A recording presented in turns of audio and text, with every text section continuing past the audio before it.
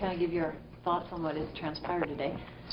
Well, first of all, you know, I love the program, the football program. The university have always cherished the job at the University of Montana.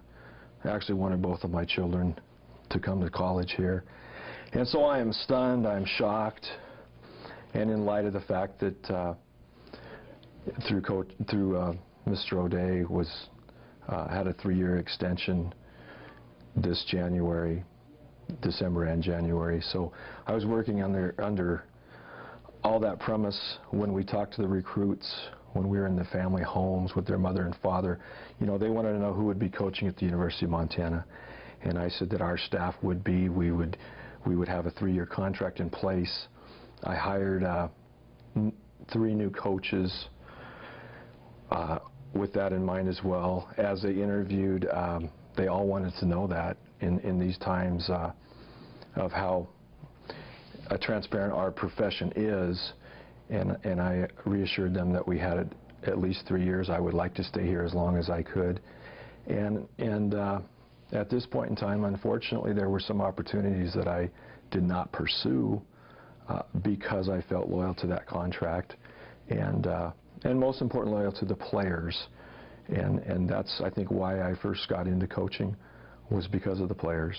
And I haven't had a chance to meet with them yet, and that's what I want to do as soon as we're done here. But that's going to be the toughest part of the situation.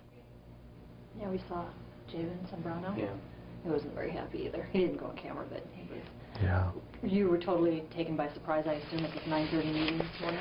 Yeah, actually it was a 7:45 a.m. meeting with Mr. O'Day and myself and Royce Engstrom. And I think both Mr. O'Day and I are still in shock, totally surprised of this situation. I truly believe from the bottom of my heart that my staff and our coaches were on the right page of doing everything correct. And sure, we have had some issues, as many other schools have had, but I really believe that we disciplined every opportunity that we could. Did they mention the sexual assault stuff? Was that not one mention of the sexual assaults. Not so one mention. Why A change of leadership. Is that code for the other thing?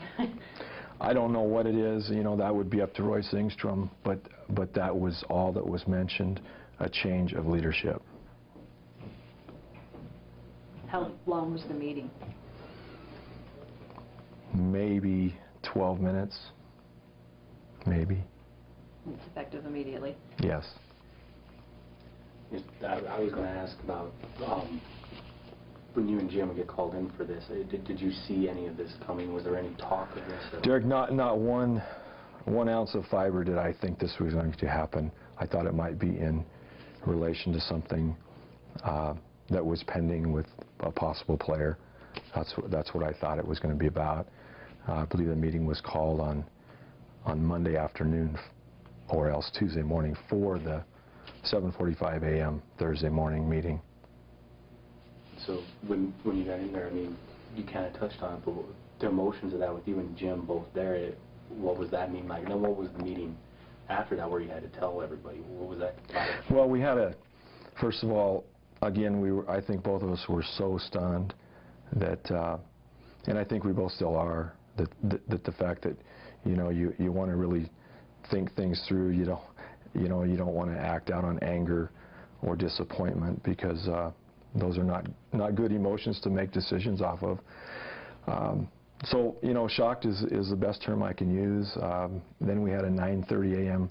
departmental meeting, and that was very tough. I addressed the meeting of the athletic department, and that was really tough, because I think you know, most of the people are really vested in the success of all the sports, not only football, and I really thank them for the support they had given our program in our tenure. So we're in a lawyer's office. What's the reason behind that? Are you going to find out, investigate whether or not this is even a legal firing? Well, I think at this point in time, I'm just fact-finding and, again, attempting to do the right things for, again, the players and my family and ultimately myself. Looking back at all the the mess with the sexual assault allegations, there's only been one player who's actually been charged with anything, and he confessed to it.